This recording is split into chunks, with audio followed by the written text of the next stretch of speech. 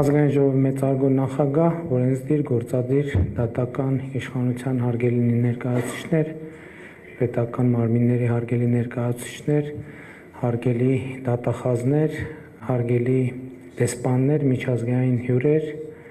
հարգելի տիկին գլխավոր դատախազ, շնորհավորում եմ բոլորիս դատախազության աշխատողի օրվա առիթով եւ պիտի գոհունակություն արտահայտեմ այն փաստի վերաբերյալ, որ դատախազության աշխատողի օրվա միջոցառումների տրամաբանությունը եւ բովանդակությունը փոխվում է եւ ըստ էության, եթե չեմ սխալվում, արդեն երկրորդ տարին միջազգային կոնֆերանսի ձևաչափով է անցկացվում եւ սա կարծում եմ ամենալավ ձևերից մեկն է անդրադառնալու դատախազության գործունեությանը եւ իհարկե կիսելու փորձը մյուս գործընկերների հետ եւ մյուս գործընկերներից լսելու իրենց փորձի մասին, որովհետեւ օրենքը, իրավունքը զարգանում է եւ ինչքան մենք լինենք միջազգային հաղորդակցության մեջ, այնքան ավելի արդյունավետ կլինենք Հայաստանում արդարության եւ արդարադատության հաստատման, թույլ տվեք ասել, համաժողովրդական ակնկալիքը իրականություն դարձնելու ճանապարհին։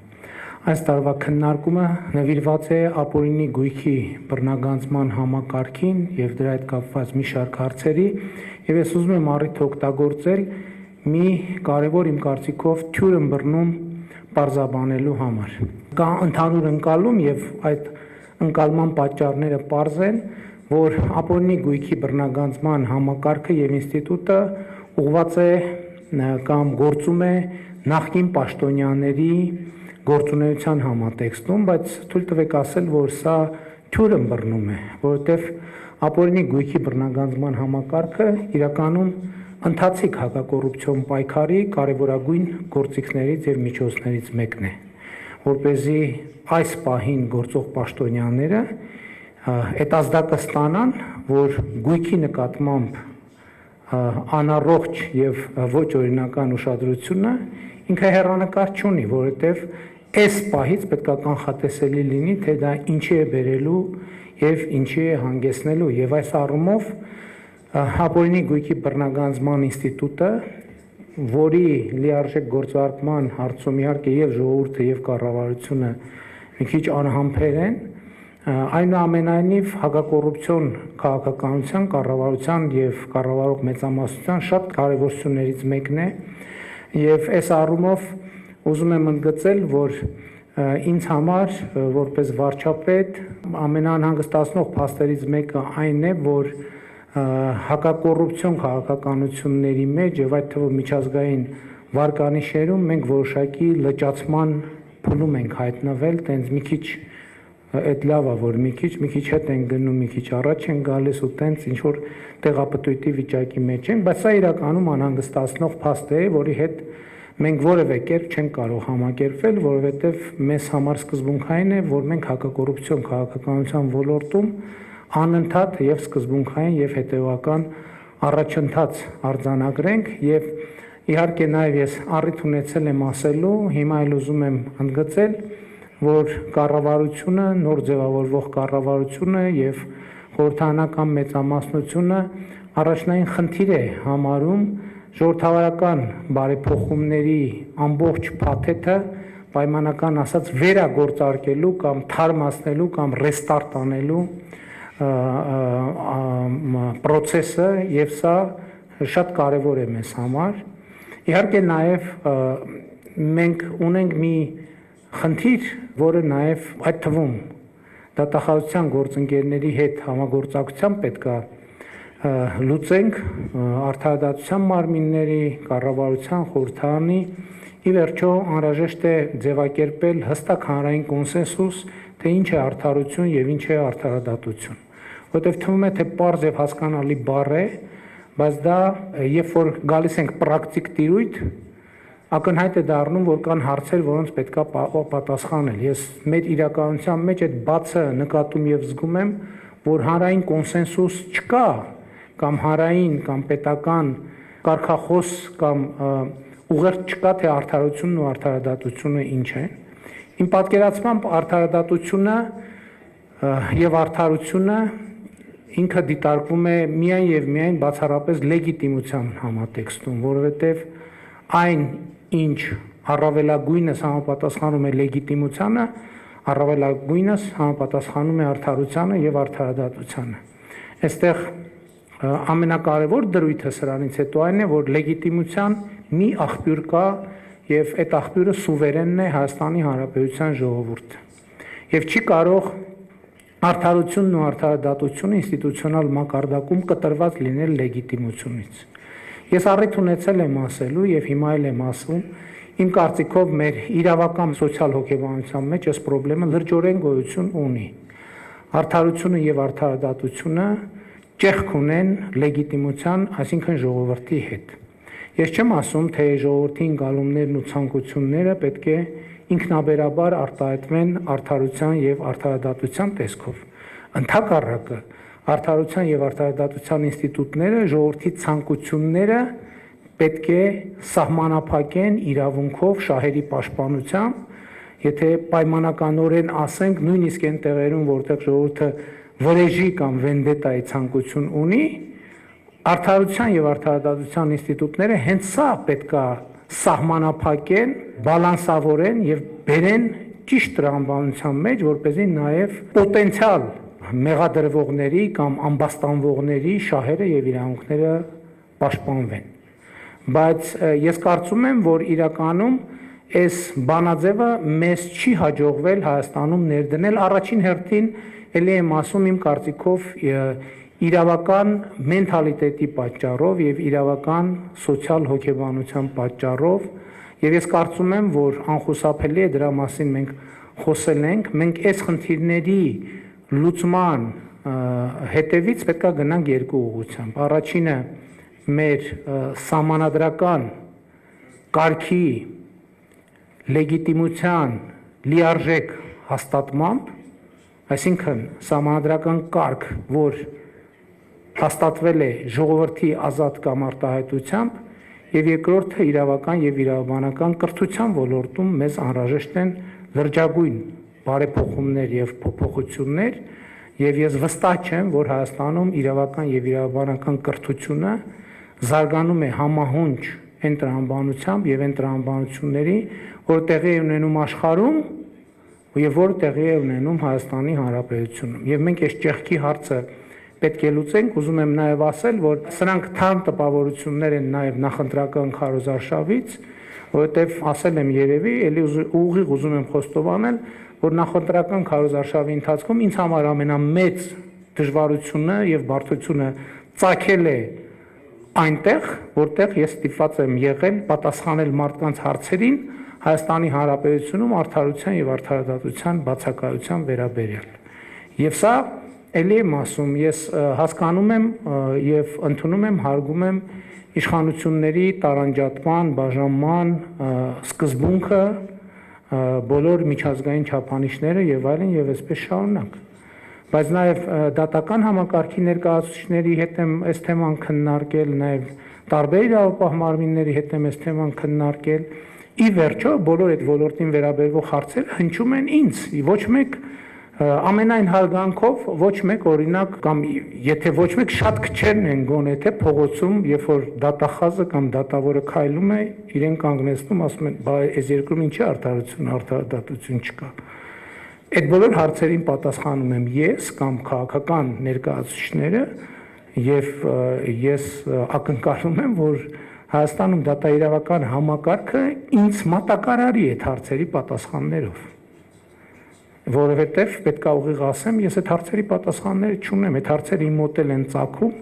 բայց այդ հարցերին պատասխանելիս կամ այդ հարցերը բարձրացնելիս նաեւ ես եմ կաշկանդված իմ լիազորություններով եւ իմ լիազորությունների սահմանով, բայց քաղաքացին Հայաստանի ժողովուրդը ոչ մի բանով կաշկանդված չի։ Նա ունի հարցեր եւ այդ հարցերին պետք է տրվի պատասխաններ։ Եվ ամենատարբեր օբյեկտիվ եւ սուբյեկտիվ պատճառներով ես նախորդ 8 տարիներին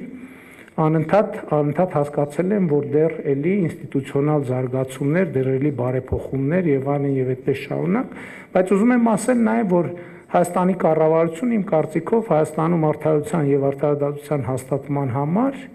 ըստ էության բոլոր այն հարցերը կամ հարցերի առնվազն մեծամասնությունը, որ կառավարության առաջ դրվել է, մենք այդ հարցերը լուծել ենք։ Եվ հետևաբար այդ հարցերի եւ լուծել ենք նաեւ ժողովրդին անընդհատ դա բացատրելով, որ մենք այս բոլոր որոշումները բարդ սոցիալ-տնտեսական պայմաններում կայացնում ենք ոչ թե պաշտոնյաների, այլ ժողովրդի համար, որպեսզի ժողովուրդը տեսնի դրա արդյունքը, տեսնի, որ Հայաստանում կա արդարություն եւ արդարադատություն։ Իսկ այսօր կներեք իմ կարծիքով Հայաստանի Հանրապետությունում արդարությունը կամ արդարադատությունը հասանելի է էլիտաներին, միայն էլիտաներին։ Նրանք, ովքեր ունեն փող, նրանք, ովքեր ունեն կապեր, նրանք, ովքեր ունեն մեզ համար անտեսանելի պատմություններ։ Եվ սա լուրջ ֆունդամենտալ պրոբլեմ է, այդ պրոբլեմին պետք է անդրադառնանք, չկա ուրիշ տարբերակ։ Չկա ուրիշ տարբերակ եւ ես կարծում եմ, որ նաեւ մենք պետք է հստակ առերեսվենք այս խնդրին։ Եթե արդարությունն ու արդարադատությունը հասանելի է էլիտարներին, ուրեմն դա չկա ուղղակի, չկա։ Ասենք ենթադրենք որևէ սպանություն անզգուշ է, թե դիտավորյալը կախված է նրանից, թե ով է արել։ Ասենք ում եղբոր տղան է, ում սանիկն է, ում քավորն է, ինչքան փող ունի, ինչ մեքենա է քշում։ Սա պրոբլեմ է։ Եվ եթե կառավարությունը, ես բնականաբար դա չեմ տեսնում, բայց մարդիկ հասանելի են դարձնում ինձ, իրենք ինձ հասանելիություն ունեն։ Ես չեմ կարող իհարկե իրավական վերլուծություններ անեմ եւ էդ էլ ասեմ, գուցե թե մաքուր իրավական վերլուծությունը ելի մեզ բերի նույն հետևություններ, բայց ես ասում եմ տպավորությունների մասին։ Եվ տպավորությունը ընդհանուր առմամբ շատ վատ է, հարգելի գործընկերներ։ Եվ ես ելի եմ ասում, դա տեսել եմ նախընտրական քարոզարշավի ընթացքում, ինչով առանձնահատուկ նախընտրական քարոզարշավը, որովհետև կարճ ժամանակահատվածում շփվում ես հանրապետության բնակչության բոլոր շերտերի հետ։ Ուրիշ ժամանակներում լավ մի դեպք առնում, ասում ես երևի առանձին մի դեպք է, երկու դեպք առնում, ասում ես երևի առանձին, բայց երբ որ այդ հարցը ամեն օր ծագում է, նշանակում է մենք այստեղ համակարգային խնդրեմ ունենք, համակարգային խնդիրներ ունենք։ Նաև ուզում եմ ասել, որ համակարգային խնդիրը նաև այն է, երբ որ շատ հաճախ առաջնորդությունը փոխվում է, բայց համակարգը մեկա գործում է իր տրամաբանությամբ։ Առնվազն այն պահին, երբ որ մի հատ հայացքը այս կողմ ես անում, համակարգը էլի սկսում է գործել իր տրամաբանությամբ։ Իսկ որևէ մեկը չի կարող 24 ժամ հայացքը նույն կետի վրա պահել եւ մանրադիտակով, մանավանդ մեծ համակարգերի պարագայում։ Որտեղ մենք համակարգեր ունենք, հազարավոր մարդիկ կան այդտեղ աշխատող, ովքեր որոշումներ են կայացնում, ունեն այդ լիազորությունները։ Եվ ես կարծում եմ, որ սա էլ մի հարց է, որի մենք պետք է անդրադառնանք, եւ իհարկե հիմա մենք փառք Աստծո ապօրինի գույքի բռնագանձման համակարգով մենք այսօր արդեն ունենք օրինական ուժի մեջ մտած դատավճիռներ եւ մենք դա տոնում ենք, որ ի վերջո համակարգ եկել է տեղը հասել։ Բայց եկեք այդտեղ խոստովանենք, որ համակարգի լիարժեք գործարկումը ինքը շատ երկար է տևել իրականում։ Ինչի է երկար տևել։ Էլի համակարգային դիմադրության պատճառով։ Որովհետև այդ թեմայի շահառուների քավորները, սանիկները եւ այլն դեռ շարունակում են մնալ այն համակարգերում, որտեղ որոշումները կայացվում են։ Եվ ընդ որում այն չի, որ մենք դրա մասին չենք իմացել, պարզապես 2018 թվականի հեղափոխությունը այս տրամաբանությունն է ունեցել։ Մենք ասել ենք, որ այս է ժողովրդի կամքը եւ նրանք, ովքեր այդ կամքի տրամաբանությամբ կարող են եւ ուզում են գործել, յուրաքանչյուրը պետք է ունենա շանս։ Բայց ճիշտ է, մենք ձև ենք արել, տենց ասել ենք, չենք ուզեցել սրել, բայց մենք պետք է հարց տանք մեզ, այս 5 տարի ինչի ենք սենց անընդհատ ինչի ենք պատտվում նույն կետի վրա։ Այս ստորակետը ոնց որ այդ լավ չի, մի հատ տանենք Վենետիկի հանձնաժողովով, մի հատ է պատտենք մարդու իրավունքների եվրոպական դատարանով, կոնֆերանս անենք եւ այլ տեսնենք այս ստորակետը ճիշտ տեղում է դրած, թե ճիշտ տեղում չի դրած։ Հետո պարզում են, որ չէ ճիշտ տեղում չի դրած, եւս 2 տարի քննարկում, թե այնուամենայնիվ ստորակետը մի բառ առաջ պետքա տանենք, թե 2 բառ։ Իհարկե ես մեծ հարգանք ունեմ ստորակետների նկատմամբ եւ ամենևին չեմ թերագնահատում դրանց դերը, հատկապես իրավաբանության մեջ։ Բայց այնուամենայնիվ մենք պետք է արագ գործենք։ Եվ այդ թվում այս նախընտրական քարոզարշավը եւ ընտրությունները ձևակերպել են հարցեր։ Եվ այդ թվում դատաիրավական համակարգ այդ հարցերին պատասխանելու երկար ժամանակ չունի, որովհետեւ եթե այդ հարցերին չհնչեն պատասխաններ, կոնկրետ այդ նշանակում է Հայաստանի դատաիրավական համակարգը սաբոտաժի է ենթարկում այդ հարցերին պատասխանելը։ Սա արդեն քաղաքական իրադրություն է եւ այդ քաղաքական իրադրությունը պետք է հասցեագրվի քաղաքական ճանապարհներով։ Բայց մյուս կողմից ես հավատում եմ եւ հույս ունեմ, որ այս ժամանակաշրջանում այդ ըմբռնումը բավականին հուսալի, հենարան ձևավորել է Հայաստանի Հանրապետության դատաիրավական համակարգում։ Հակառակ դեպքում նույնիսկ այսպիսի ժամկետներում այդ համակարգային դիմադրությունը հնարավոր չէր լինի ճեղքել եւ process-ը կմտներ փակուղի։ Բայց լավ լուրն է նա, որ process-ը փակուղի չի մտել եւ ելք միշտ էլ կա։ Եվ ես հույս ունեմ, որ այդ թվում այսօրվա քննարկումների ընթացքում, այդ թվում մեր միջազգային գործընկերների աջակցությամբ մենք այդ ելքերը կգտնենք, որովհետեւ շատ կարեւոր է եւ ես էլի ուզում եմ ընդգծել, այս ամեն ինչը ինչ որ ասում եմ, իհարկե որևէ բան, որևէ միլիմետրով չպետք է շեղվի մեր միջազգային ստանձնած պարտավորություններից եւ ինչպես մենք ընդունված է ասել եվրոպական այն ստանդարտներից, որը մենք ուզում ենք, որ Հայաստանի Հանրապետությունում գոյություն ունենա։ Եվ սա մի օրակարգ է, որի հետ այդ թվում մեր միջազգային գործընկերների հետ մենք համագործակցությունը հույս ունեմ հնարավորինս կընդլայնենք։ Վերադառնալով դատախազության աշխատողի օրվան,